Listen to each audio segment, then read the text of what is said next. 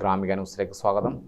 കോൺഗ്രസ് നേതാവ് രാഹുൽ ഗാന്ധി വയനാട് മണ്ഡലമാണോ റായ്ബറേലിയാണോ നിലനിർത്തുക എന്ന കാര്യത്തിൽ തീരുമാനം ഉടനുണ്ടാകും. ഏതെങ്കിലും ഒരു മണ്ഡലത്തിൽ രാഹുൽ ഗാന്ധിക്ക് രാജി സമർപ്പിക്കാനുള്ള അന്തിമ തീയതി ചൊവ്വാഴ്ചയാണ്. അതുകൊണ്ട് തന്നെ തീരുമാനം വച്ചു നീട്ടാനാവില്ല.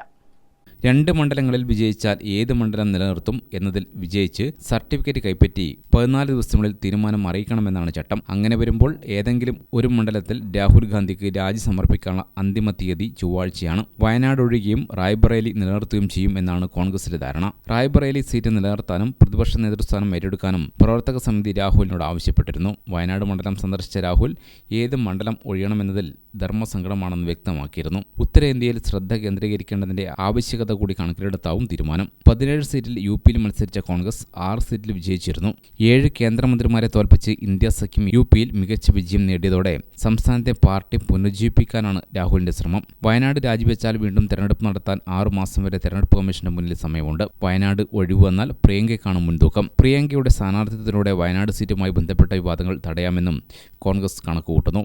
കേരളത്തിൽ നിന്ന് വനിതാ MP ഇല്ലെന്ന പരാതിയും അവസാനിക്കും. പാർലമെന്ററി രാഷ്ട്രീയത്തിലേക്കില്ല എന്ന നിലപാട് പ്രിയങ്ക ഉപേക്ഷിക്കുമെന്നാണ് കോൺഗ്രസ് നേതാക്കളുടെ വിശ്വാസം. പ്രിയങ്ക അവസാന നിമിഷം സമ്മതിക്കും എന്ന വിശ്വാസത്തിലാണ് രാജി വൈകുന്നത്.